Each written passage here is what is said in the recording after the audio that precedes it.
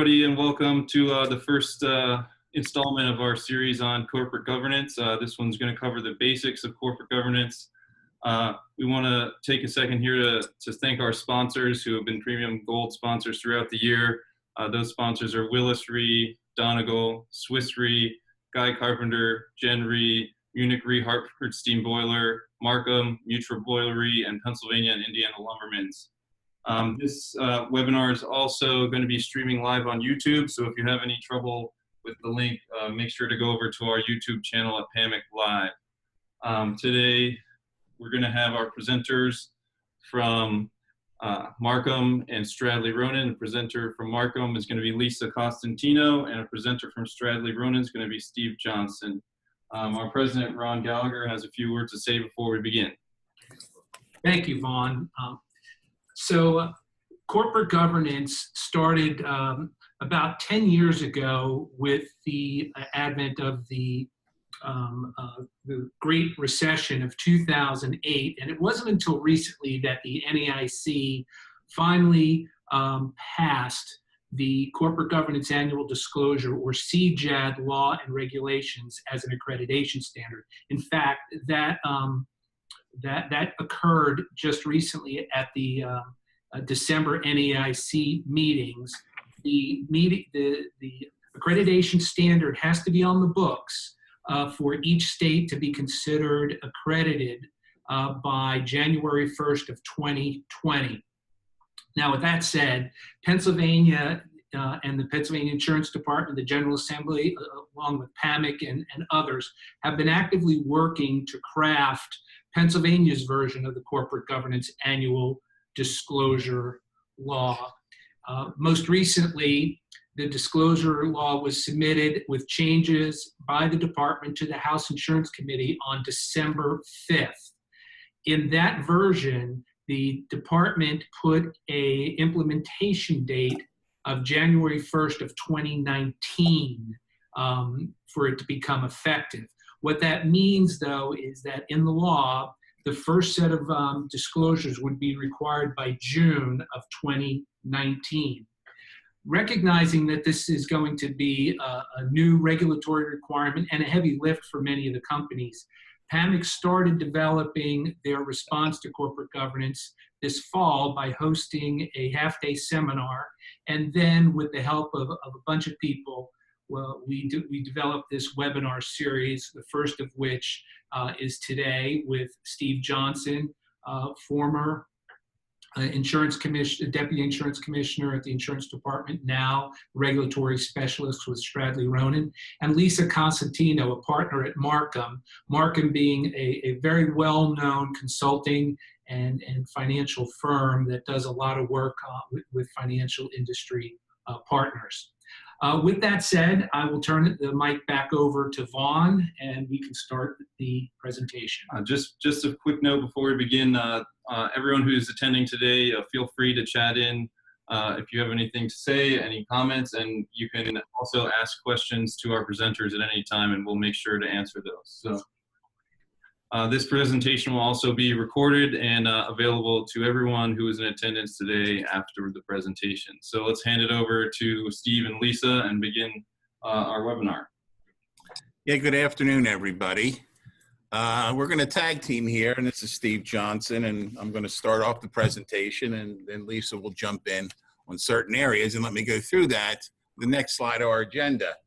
And again, as Vaughn pointed out, you can use the Q&A button or the chat feature at the bottom of the screen if you like to send us any questions or comments during the presentation, and we'll get to them either at the end of the presentation, or if it fits in, we'll read the question and answer it on the spot. So the agenda today is, I'm going to take the first two parts, and that is, what is the Corporate Governance Annual Disclosure and why is it so important? Lisa then will get down a little more granular to talk about what the role of the board is in developing their Corporate Governance Annual Disclosure, and what are the best practices starting to be developed as she's seen as a person who goes out and does consulting and audit work for the insurance industry. And again, we'll do a Q&A at that time, and we will also see if any of the Q&A that comes up fits right in as we go along.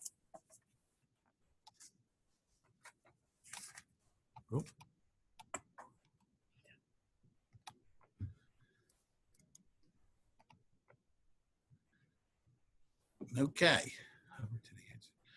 So why is it so important, corporate governance?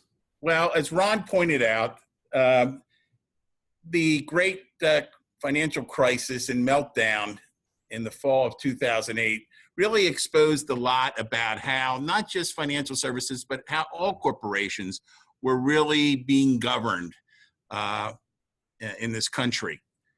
But specifically, the federal government started a commission shortly after the meltdown to review the causes of the meltdown. That commission issued a report called the Financial Crisis Inquiry Report, dated January 2011. And interesting enough, there's two excellent quotes out of this very long 600-page document that I think are right on point today and why corporate governance has become so important to the financial services industry, but really to all corporate America and corporations around the world. And that's this. Quote, we conclude dramatic failures of corporate governance and risk management of many systemically important financial institutions were a key cause of this crisis. And second there, too often risk management became risk justification, which it should be actually vice versa.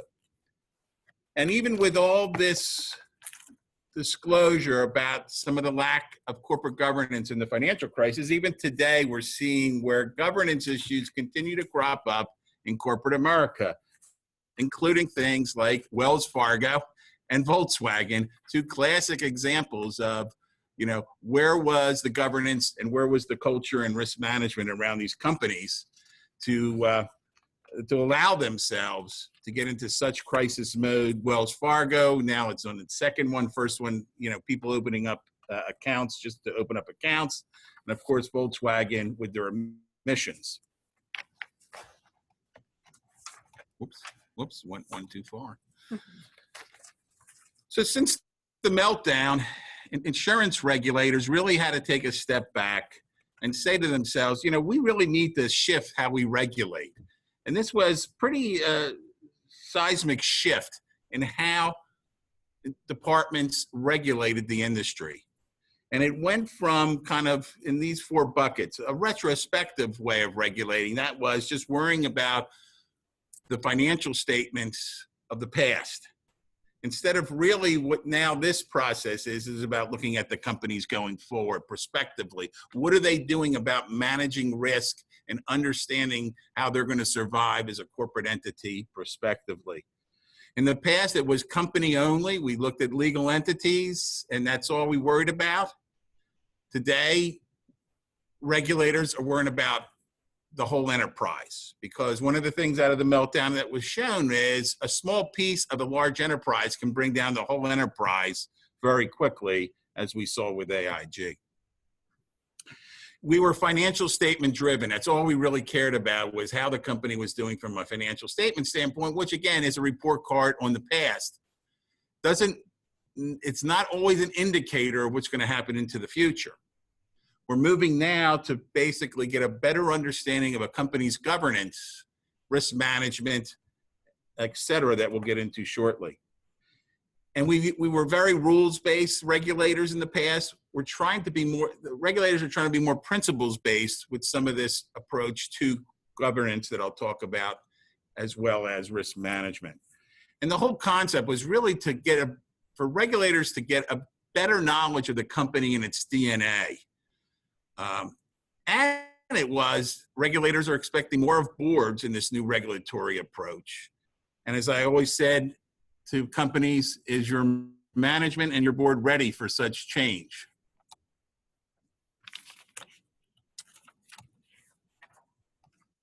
Okay.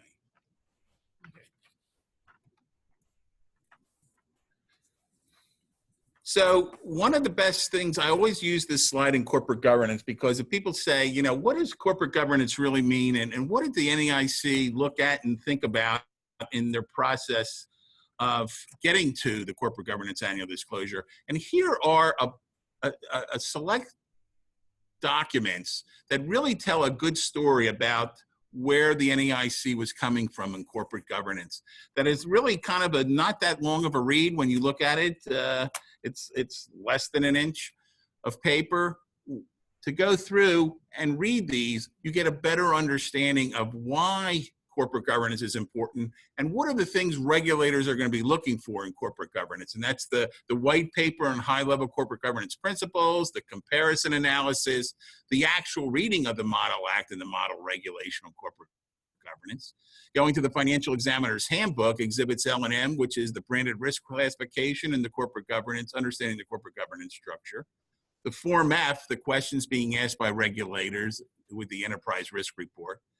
And because managing risk is a subset of corporate governance, the whole concept of the ORSA, or the Own Risk and Solvency Assessment Guidance Manual, even if you don't qualify, is good reading to understand what regulators and companies should be doing in the area of governance and risk.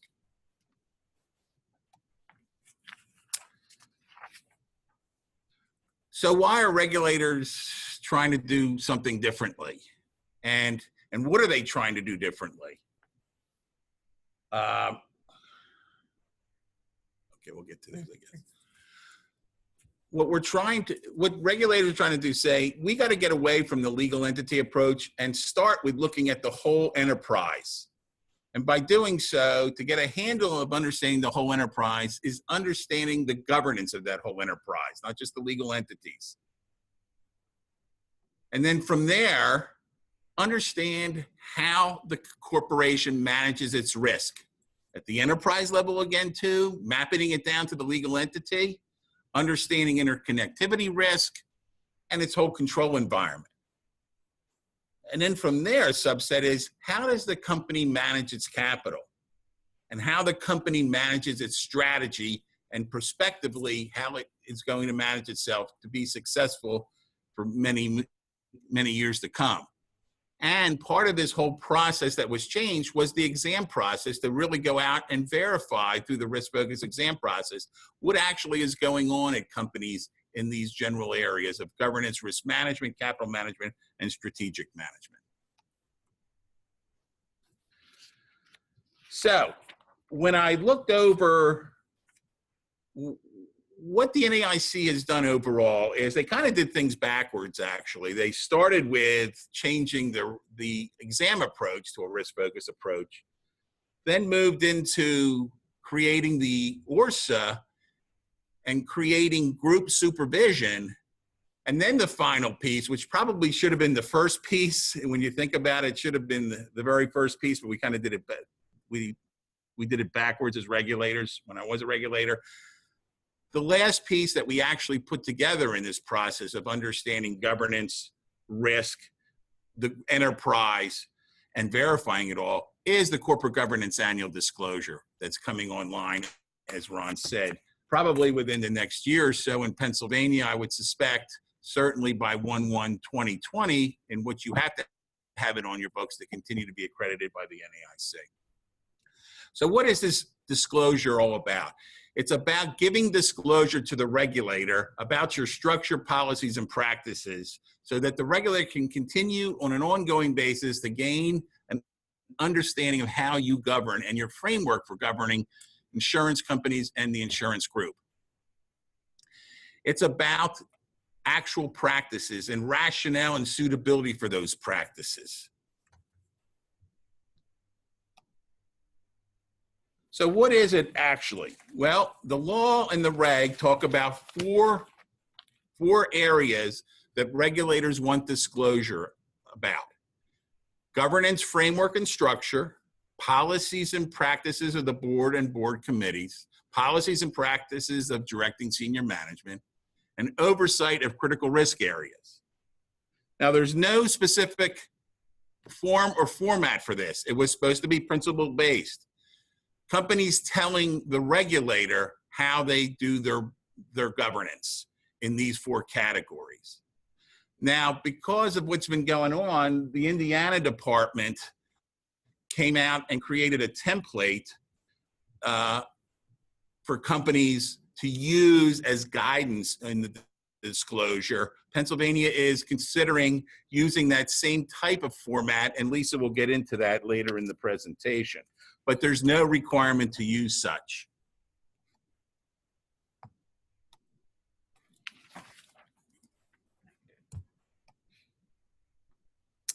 So in each of these 4 categories, the model regulation talks about items that should be included in the disclosure. And these are examples of what should be included. You can give the regulator as much information as you believe is important for the regulator to understand how well you govern. That's the thing. How well do you govern as an organization? So under the first category, governance framework and structure, a couple of things that the reg talks about is you should be thinking about telling the regulator rationale for your board size and structure, the duties of the board in each committee, and how they're governed either by bylaws, charters, or informal mandates, and how the board's leadership is structured, including a discussion of the role of the CEO and the board chair, which sometimes is the same and sometimes is not the same person.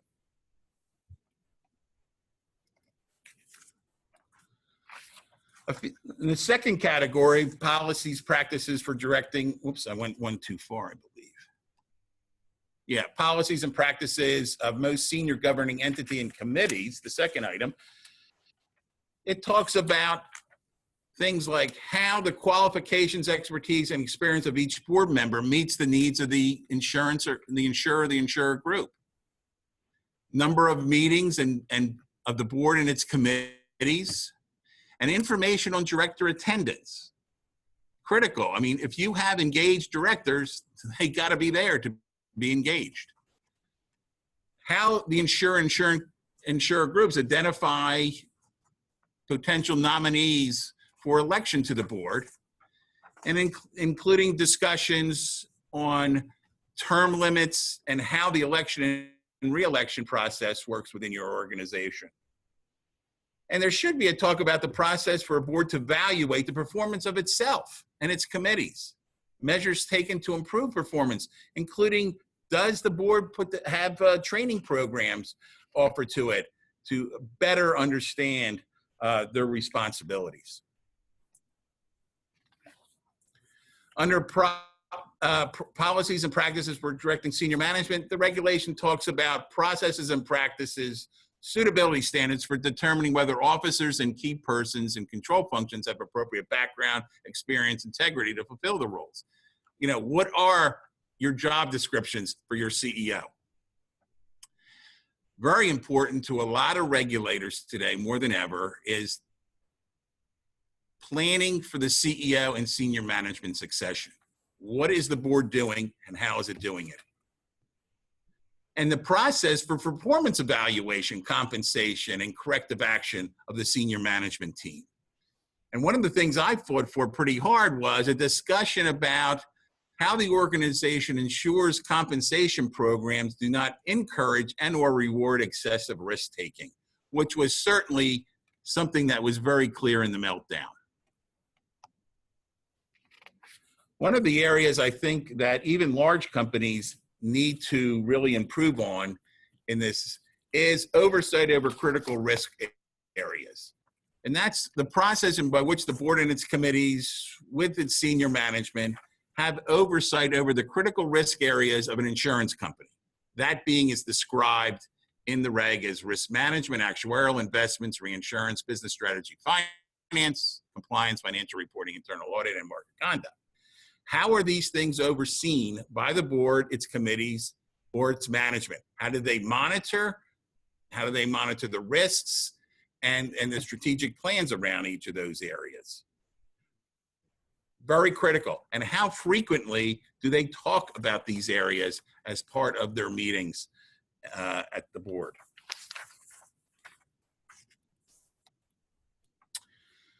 So what are regulators going to do when they get these filings? Well, one is they're going to review to gain an understanding, as I talked about earlier, the governance framework.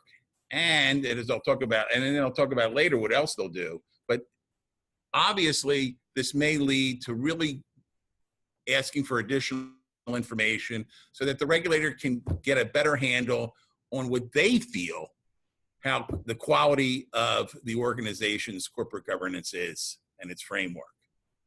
So with that, before we go over to Lisa here, let me just see if we have some questions up. slides. We'll ask Vaughn to make the slides available. I believe Vaughn will be able to do that subsequent to the end of the program. Is that it? The insurance department, single state domicile. Right now, the question is anybody planning, including the PA insurance department, a single state domestic insurer exemption? Right now, the model, the NAIC model, has no exemptions for single states because the concept was corporate governance, whether a company is very small or very large, is just as important no matter what the size is. It's not about size. Corporate governance is just a fact of running a great organization. So right now, there is no single state exemption for filing the annual disclosure requirement. With that, I'm going to head it over to Lisa to talk about her areas. Great, thanks, Steve. We jumped. Right, so as Steve said, the corporate governance, so what's the main focus on it? And so what I'm going to focus on is really, what's the role of the board and some best practices, as well as, practical application of the corporate governance model regulation. The main focus, as he said, is the oversight of processes of the board, of its committees and its senior management, and what's the entities, focus on the critical risk areas. So overall, for an organization, whether or not you have the corporate governance annual disclosure requirement or anything, I mean, the departments are really following, I think, good corporate governance that you would find outside of the insurance industry. And the board has a significant role, within that. And I've listed some of them here, but really, the selecting, make sure that you have a competent board and guidelines to govern the board. And the days of rubber stamping management are over. And so the board members need to have good members and be very much engaged. The selection of competent executive officers is for the board's responsibility, and evaluate and compensate them accordingly, and also to raise concerns about critical strategic issues, so that they need to have, as I said, a dynamic role now within the organization's governance. The board's responsible for approving the overall risk appetite of the company. What is the risk appetite, and helping and defining it, and then also monitoring and evaluating management to see, are they following what that risk appetite is? Because if you're too aggressive and not following it, can have a negative effect, as well as if you're too conservative and you aren't going to implement your strategic plan. So they really need to be active in monitoring that, monitoring the control of the control environment. And what is management doing? What are the processes and the policies in place that are addressing controls and risks? And how is management doing this? Have there been any failures? How were they addressed? And having those conversations at the meetings. Ensuring that necessary corrective actions are taken to remedy any situation.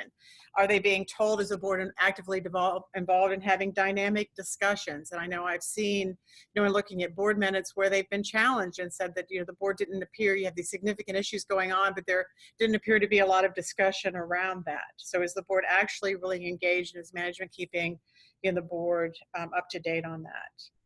And then ensuring compliance with legal and regulatory requirements. Understand, what those regulatory requirements are. What are your legal requirements? Is legal regulatory counsel involved in the meetings and letting, management know, as your compliance officer or whoever is charged with regulatory requirements, training and notifying the board and keeping them up to date. And, is the organization really being a good, insurance regulatory citizen with the department? What is your, the way that you're responding to the department? And then also, mainly perform the duties in the best interest of the policyholders and other stakeholders. So, the main focus of the board is how to be the most effective that they can be in enhancing policyholder value.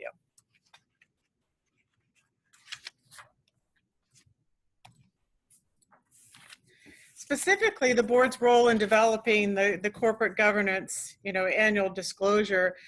This is the basic thing that they're required to do, as outlined in the regulation, and that is they have to read the corporate governance annual disclosure that the company is filing. They don't have to sign it, but there is a statement in the attestation that says that they have read it.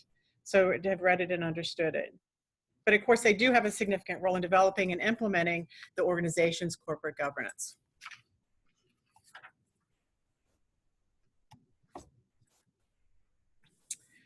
So as Steve had mentioned, we were at a PICPA, Pennsylvania Institute of Certified Public Accountants insurance conference a couple weeks ago, and the department was there and gave an update. And they said that they are in the process of developing a template and that the format would be similar to the Indiana template. And my understanding of the Indiana template is that Indiana said it's free form, and oh, by the way, could you put it in this format? So they are, having companies put it in that format. And basically, I think that at least my client was very receptive to it, and I think he put a little bit more structure around it. There was nothing new in it, and we'll have that posted to the website as well as some of these other documents that you all are requesting. But the content is definitely discretionary. So there is no one size fit all. And one of the things in completing the disclosure is that the company must document how you are doing it. So the questions are, what are you doing? Why is it appropriate? How does it address the spirit of what the question is? So as we go through each of these, you want to tailor it to your entity, but we're going to talk about, different areas of things to either enhance your corporate governance or to give you some thoughts on what to complete in that form. So I split it into three: in the board, senior management, and critical risk areas. And so I think we'll begin. I think one of the things too that was taken out that my client had done when they did their free form was they kind of gave a background of the company, and I'm a fan of that. And Steve, you can kind of chime in if it was free form, that if they're going to have consultants read it to kind of give a background of your company. And for my company, it is very much in a niche market. So if you're in a niche market, that that may give the reader some background right off the bat as to who you are and why your corporate governance would apply, so that the one size fit all kind of evaluation might get the right frame of mind in the reader, right away. No, I agree. It's a very good point. Oops, went too far, sorry. Okay, so, best practice of the board. First of all, is the board meeting the Pennsylvania statutes? Are there specifically statutes that say how many, do any of the boards have to be independent? How many members did you have? How often do they have to meet, etc.? And sometimes those fall in states outside of just this regulation or the insurance regulation. So what are the corporate, kind of governance statutes for Pennsylvania to make sure that you're responding to those? Your board size and structure, what does your bylaws say? Are you in compliance with your bylaws to start off the bat? And maybe, if it says that you need a range of board members, if it can go from 2 to 10, if you only have 2, why is that appropriate? And based upon the experience that's needed. I know, for some companies, if they're in a niche, you want somebody who understands that specific industry, somebody who understands the economics, somebody who understands reinsurance, perhaps if it's complex. But why do you have the structure that you have with the number of people that you have on your board? And as you're going through and looking at it, do we have this covered as far as, how we're currently set up? Your level of your board oversight, or is it at the holding company level? Is it at the individual company level? And is that the best way to have the oversight structured? I know I've seen it at times where, there have been multiple entities and the board serves those several entities. Are you really doing your fiduciary responsibility for the insurance company? Because I think when you get to the bottom line, that's what the insurance department's going to be interested in. So if you have a holding company or a subsidiary and you're focusing more on them, is the insurance company really getting the attention that it needs at the level of how you have your board structured? And is there any conflicts? Could there be any potential conflicts with how it's structured? So really analyzing that. And if you have it structured differently, just being able to explain in this disclosure the why and the how. Your duties of your board and its committees, do you have separate committees? And looking really at your committees, can you do it all in one committee? I know if you look at a large insurer, you'll find a lot of separate committees. Some, may only have, no committees, or just have an audit committee and have a lot fall within that. An investment committee, a reinsurance committee, compensation committees. And also looking, who are your members of these committees? Are they all the same members? Is there a strong person on your board, whether it's management or the chairman that's involved in every committee, that's kind of diluting the effectiveness of what the fiduciary responsibility or the governance responsibility that each of these committees have? So should that person not perhaps be in the governance committee or in the audit committee? And to be able to have that independent or, different analysis. And looking at, your board qualifications, your independence and your meetings, how often are you meeting? Is it often enough? Are you documenting how long you're meeting? Are your meetings long enough? Are they too long? And seeing, are you really addressing, because the one thing you want to do is make sure that you are doing your due diligence, but that you're also, addressing risk, and different things come up. And as different things come up, do you need longer meetings or more meetings or, less meetings? Your board, what is their background and the qualifications? I mean, one of the things I mentioned was that the board, needs to understand the legal and regulatory requirements. Is there board training? What type of board training do you have and how often? And who's providing that training? And what qualifications do they have when they, come to the table? Of course, we'd all say, insurance expertise, that's great. But what about for your investments? If you have an unusual investment portfolio, do you have someone who has a strong investment background that maybe not be in this industry, and that may even provide a different, perspective, to the group? Do you have, people who, for the audit committee, do you have, people from CPA firms that understand, who's your financial person? And it doesn't necessarily have to be an insurance industry financial person, but somebody who's very strong and understands financial statements, et cetera. And again, you're looking at your strategy and your risks, and who's that group of people who will best understand that, and they can help to bring it all together to evaluate it. How are you documenting your meetings? I know there's a lot of conversation on how detailed the meeting should be. I've never seen yet an instance where anyone has gotten hit very hard for their minutes being too detailed. And I'm seeing more from the regulators' perspective of there's not enough in the minutes for us to understand what actually was discussed or how it was discussed. And, what's your agenda? And, and when was it set? Is it set annually? Is it set, 2 days before the meeting? Are there materials distributed ahead of time to get everyone prepared? And these are all the type of things that you want to discuss in this governance disclosure to show that you really are addressing these items and addressing, the risks that could come, or the benefit of having this happen. On your board performance, there are a lot of literature out there on how to best evaluate a board.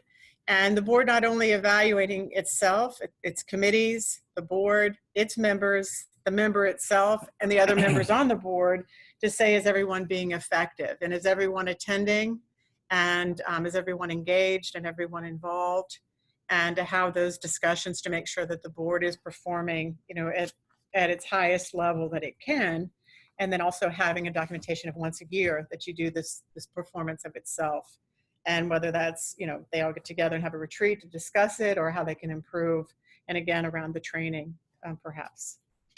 I will say a couple points on that, Lisa. One is she did bring a good point that you always have to look at the law. And in Pennsylvania, you have the business corporation law that has certain requirements. The insurance holding company law, if you're a holding company, has certain corporate governance requirements. And down to even the regulation on annual financial reporting requirements has some requirements for audit committee makeup. So you always have to look at the law and make sure you're in compliance with the law.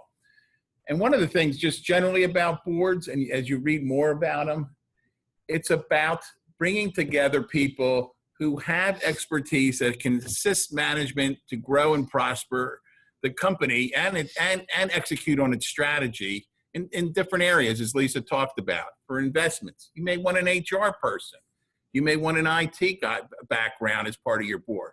But you want people that are both engaged and aren't afraid to speak up. And boards should be collaborative. Not everybody needs to agree. In fact, some of the best decision-making I've always done is when people didn't agree and you had an open and frank discussion. And that's what a board is really all about. A good corporate board is about different people with different viewpoints coming together and not being afraid to challenge each other. and not letting one or two people dominate a board, which I've seen that occur, allowing everybody and the free flow of ideas and information from different people with different backgrounds get you to the best possible point of managing an organization.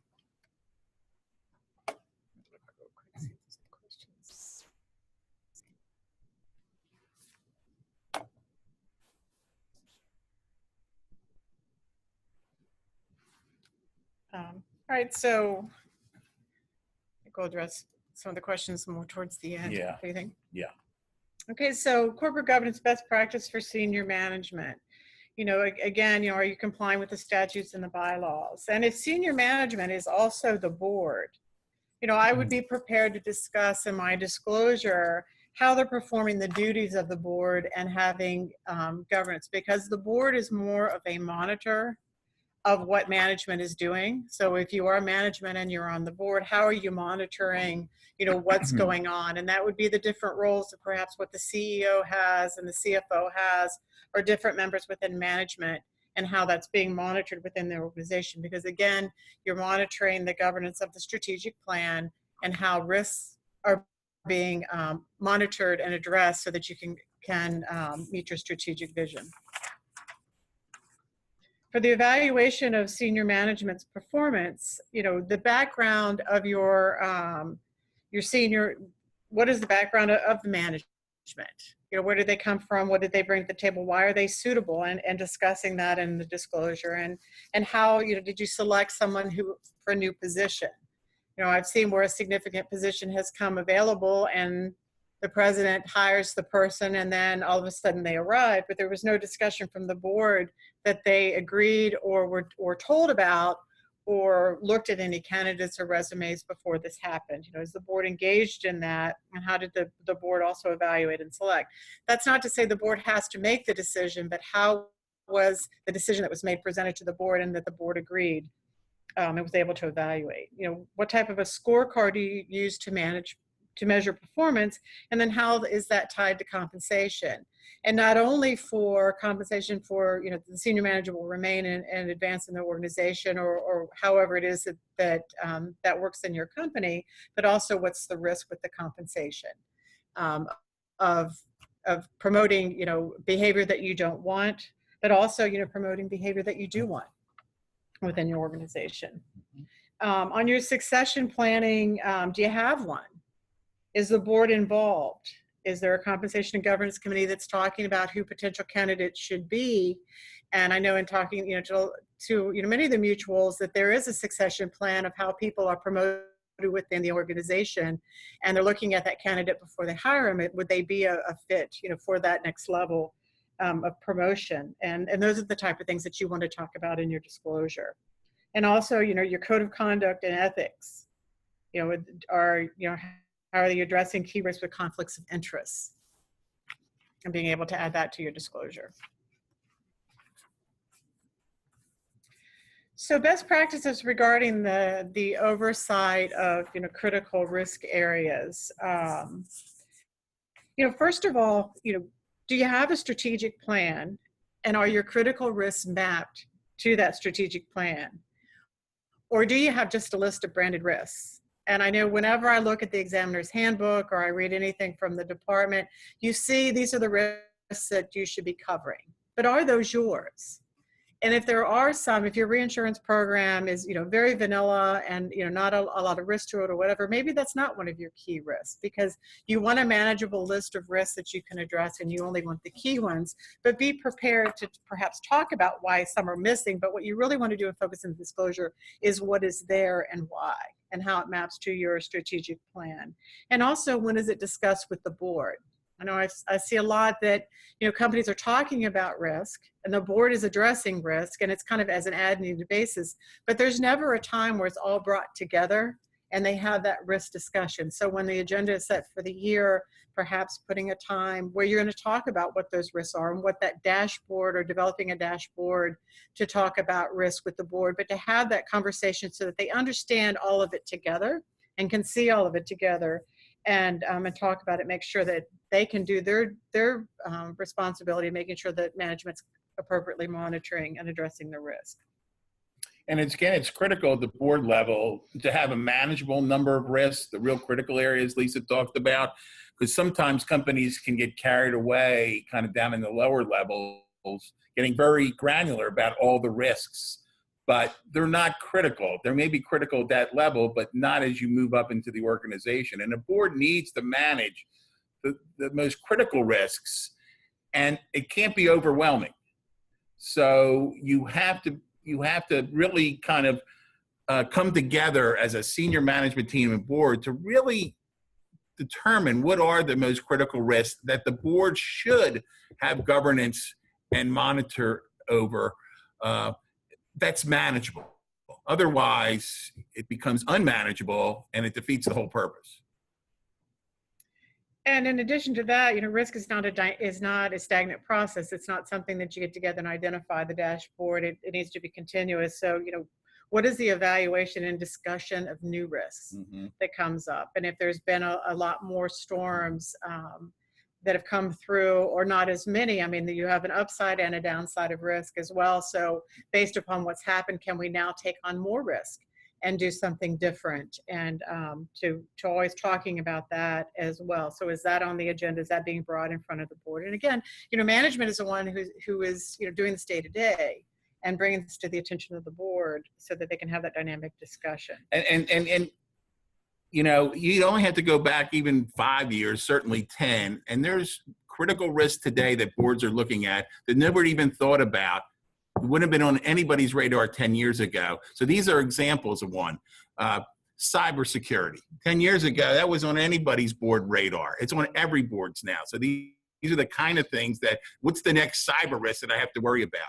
5, 10 years ago, nobody was talking about autonomous cars and what it would do for an auto writer. Now everybody's talking about that at the board level. And what does that do to my strategy if a material part of my business is auto?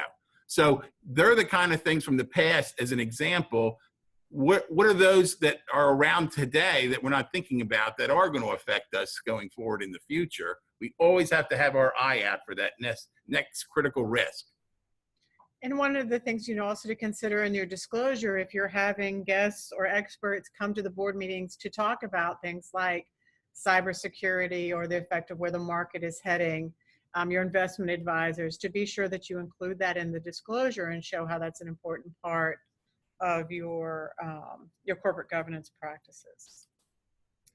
The materials that you provide to your board, your dashboards, are your board materials distributed ahead of the meeting? How detailed are they? Committee reports from when your committees meet and how they're reporting to the board. All of these are the type of things under your oversight of the critical risk areas to include in the disclosure to show how that is an important part and how risks are being managed and how the corporate governance is being handled within your organization.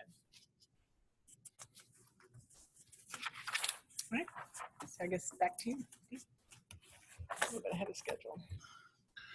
So why is this important to you and to your organization? Because, as I always say, great companies, and when people think of great companies, who do you think? Some people would say Apple and Microsoft. What do they have in common? Great governance. It starts with always great companies start with great governance. So do you have great governance? To be a great company, you need it.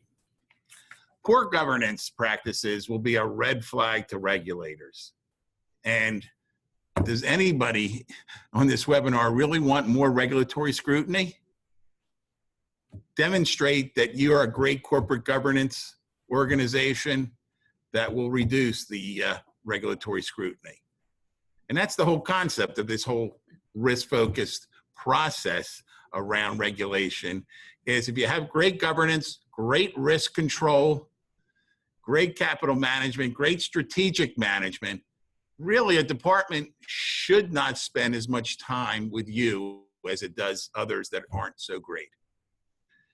And this is your opportunity. If I said this over and over, because I said it when I was a regulator and I continue to say it as a consultant, this is an opportunity to really gain insight into your corporate culture and your corporate governance. And really, when's the last time that your board sat around and said, hold it, have we thought about what we actually do? And is it best in class on how we do it? And do we really need to evaluate areas that we can improve our governance? This is your opportunity to do so prior to filing your actual disclosure document. So this is really, as I've touted the companies over and over again, this is your opportunity to really evaluate yourself right now for your own benefit, not for what you need to disclose to the department, but this is your opportunity for your own benefit to upgrade your governance in your organization. That's why it's important. And I think, true with any regulatory requirement that's there, if you embrace it of the spirit of what it is and incorporate it within your company, it's going to cost you, to me, a lot less money to implement it. And it's also going to help in improving your organization.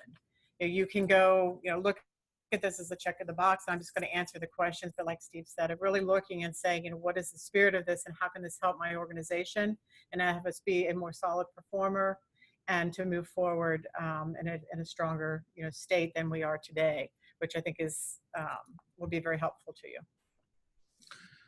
One of the things about corporate governance is people want more and more information. In fact, one question is, can we get these documents that me and Lisa talked about today and to PAMIC to put on their website, including the template, including the different NEIC documents I talked about. We'll get those PDF'd and off to Vaughn so he can be able to put them up on the website. And we'll do that subsequent to this program. But there are a lot of resources around corporate governance.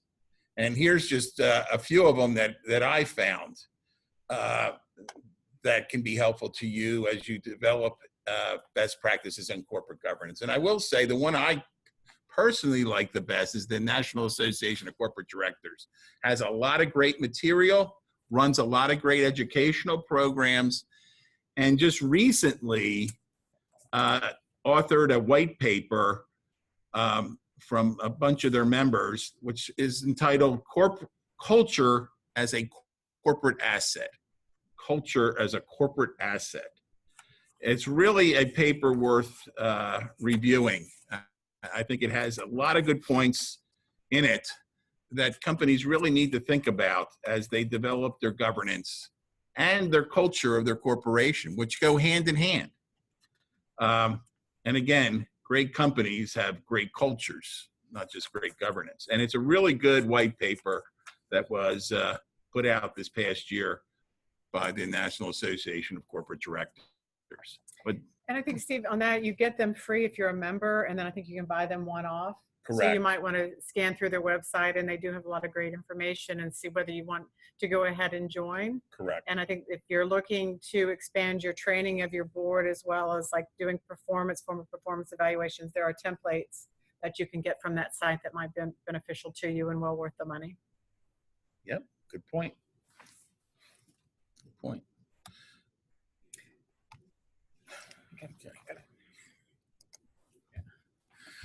Okay, we do have some questions that we're going to go through. We talked about the first one already, the single state domestic insurers. Right now, it's not in the bill. Everybody's required to submit the disclosure currently under the bill that's in front of that's in the legislature in Pennsylvania. I think we're up to 19 states that have adopted it, and I haven't done the research to know if any of those states have put in a single state exemption or not. I don't know that. But currently, the count at the NEIC meeting was 19 states have adopted the corporate governance annual disclosure law and regulation. We will get these materials to Vaughn, so we'll PDF them and send them off to Vaughn to put up. The next question is, these examples were specifically listed in the Corporate Governance Annual Disclosure Model Act, but the level of specificity was omitted from House Bill 1848, which is the bill to run the corporate governance in Pennsylvania. Can PA companies omit this level of detail, particularly in situations where they do not have certain practices in place? place. For example, if a company does not have board term limits, do they need to disclose that they do not have term limits in place? Again, the more information you can give that demonstrates that you have good corporate governance, the better off you'll be. If you don't have term limits, that's not a bad thing, but you should talk about why you don't have term limits. Because the bottom line is, they're the kind of questions I bet you're going to get back from the department if you don't answer them. Here's a case, in my opinion, if you have great corporate governance, more detail to give to the regulator, the better than less. The less detail is going to have questions coming back at you. So generally, I would say, no matter what the law says, the more detail about your governance and the logic around. If you don't have term limits, what is your logic? That's even more important to say, we don't have term limits. But you should have logic as a board to describe why you don't believe term limits works for your organization. Is it a lack of, you're having a hard time recruiting new board members, which, is one of the reasons why you decide not to have term limits? Again, the more disclosure and the more logic around why you made decisions on how you govern, the better off I believe you're going to be with the regulator, so that they can get a better understanding, and really a better understanding that you have really thought about governance and have a lot of logic around what you do and how you do it. And I think to kind of flip this around, of which I think the department is looking more towards, it's not that you don't have something, but the answer is board members are selected for unlimited terms because, and this is why. And that's why you have your corporate governance, as opposed to they're asking what are term limits, don't have any, keep going. That they're not requiring you to have them. They want to know, there is a reason to have term limits, and maybe that doesn't apply to you. But to flip it more to the positive as to why you're doing something and how you're doing it, which I think is the spirit of the questionnaire that Indiana's put out.